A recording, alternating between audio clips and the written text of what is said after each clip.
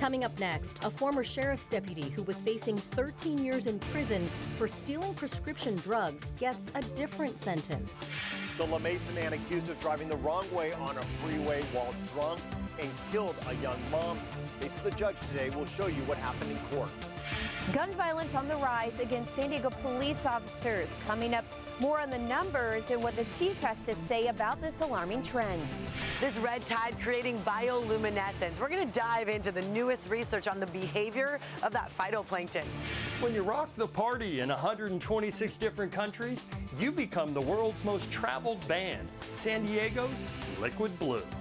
And here's the story of a classic sitcom house that sold way below its asking price. CBS 8 News Live at 6 starts now. A San Diego sheriff's deputy convicted of stealing prescription drugs from a drop box at the Vista substation appeared in court today for sentencing. Good evening and thank you for joining us. I'm Carlo Cicchetto. I'm Marcella Lee. Attorneys said the deputy became addicted to opioids after suffering an injury while on duty. As CBS 8's David Gottfredson reports, the deputy was facing up to 13 years in prison before reaching a plea deal for probation. You'll be granted formal probation in the following terms and conditions.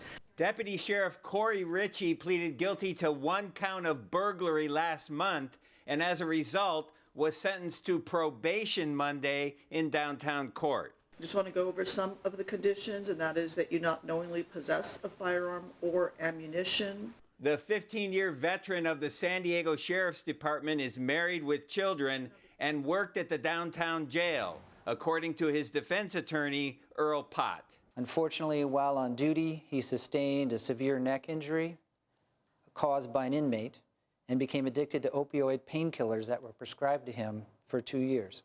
Ritchie originally was charged with 13 counts of burglary, accused of breaking into a prescription drug drop box on at least a dozen different dates at the Vista Sheriff's substation. Deputy District Attorney Cal Logan said Ritchie used his access badge to enter the station.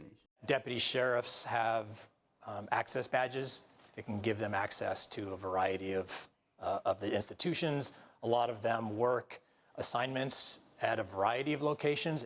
Logan said the deputy was caught on surveillance cameras stealing the drugs from drop boxes where members of the public can deposit old prescription drugs.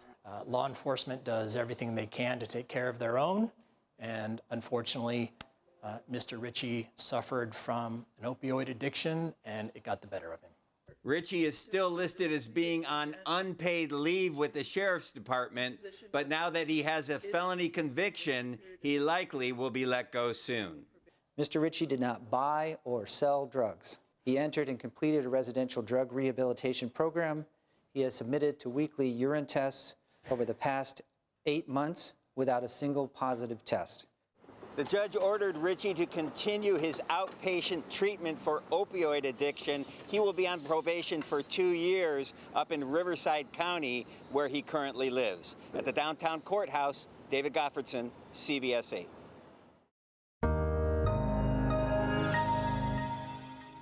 Parts of the county saw showers this afternoon. The question we have is if the sun's going to come back out tomorrow, and is the rain going to move out? Well, Chief Meteorologist Carlene Chavis is here with the first look at your microclimate forecast with some answers. Well, it could be a lot more active, but here's the catch. You're going to see an active radar, but the thing is a lot of that's actually evaporating before it even touches the ground. Okay. Interesting. So it's upper level moisture that we're dealing with, all left over from what was Hova. And you're talking about a tropical cyclone that has fallen apart, no longer being monitored by the National Hurricane Center. So this is what I mean. You're seeing a lot of that moisture, and a lot of it could be worse, but we are talking about relatively light showers. Most of those totals have been a few hundredths of an inch, and we are seeing some sunshine out there as well. We're seeing a few light showers picking up right now, even some rain in some spots, and so Ramona is seeing a little bit of activity as well as for Palomar Mountain, but overall it is fairly light.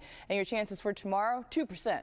That's the best you're going to get for tomorrow. Then 0 by Wednesday. So we're not really talking about rain in the forecast throughout much of the week. The big talker is going to be the temperatures. They're going to come down as we have a trough pattern right over the west. So that brings a stronger onshore flow, bringing us back to the low 70s by Friday when it comes to coastal communities, and even into the low 80s across inland areas before the temperatures go even lower by next week. So we'll take a look at your complete 8-day microclimate forecast coming up. Carlo, Marcella. Thanks, Carlene. A wrong-way driver responsible for a fatal head-on crash faced a judge for the first time today. Andres James Cox pleaded not guilty to the charges against him. Then his attorney argued for him to stay out of jail. CBS 8's Steve Price joins us live from the downtown courthouse with the details. Steve? Marcella and Carlo, Cox is accused of killing Yanira Rodriguez, who recently graduated from San Diego State and was about to start a master's program. But she was also a single mother and leaves behind a 13-year-old daughter. This time we'll enter not guilty plea, denial allegations, reserve all motions. Andres James Cox in court Monday facing 4 felony counts. It happened August 27th. Officers say Cox was driving the wrong way on the 15 near Arrow Drive around 1:30 in the morning. His SUV slammed head-on into a Honda, killing that car's driver, 32-year-old Yanira Rodriguez. Her 13-year-old daughter suffered serious injuries. Law enforcement immediately recognized signs and symptoms. He was under the influence of alcohol. He didn't even know he was driving the wrong way on the freeway. Prosecutors say his blood alcohol level was more than twice the legal limit, and he was under the influence of marijuana. They asked the judge that Cox, who is currently out on bail, be immediately sent back to jail. The people have grave concerns of public safety. Cox's attorney argued that his client is not a danger, saying the 25-year-old has no prior criminal history and already admitted himself to an outpatient treatment program. He's at Sober Life since September 5th, and he's there 6 hours a day with individual counseling and group counseling. They also do daily urinalysis testing. The judge ruled Cox can stay out of jail, but can't drive and has to wear devices that test for alcohol and drugs. He also gave Cox a stern warning. There is one test, one dirty test for alcohol or drugs. You will be remanded into the custody of the sheriff on no bail. So I am very serious about that, sir. You have one chance and one chance only. I understand. I politely disagree. Yanira's sister was one of several family members in court, and while they disagree with the judge's decision, they say their focus is on Yanira's daughter, who recently underwent reconstructive facial surgery. There was no brain damage. There was no internal damage. For what the accident was, it's a miracle she didn't have more injuries. And the judge, showing he really means business, told Cox he actually has to return to court tomorrow to prove to him that he is in fact wearing those alcohol and drug monitors. His preliminary hearing was also set today. It's going to take place November 14th. Carlo and Marcella. Such a tragedy, Steve. You mentioned Cox faces 4 felony counts. How much time could he spend in jail as a result? Carlo, if he's convicted on all 4 counts, he could be looking at 14 years, 8 months in prison. Steve Price reporting for us live. Thanks, Steve. Today, state leaders met with some North County middle school students to talk about their mental health needs.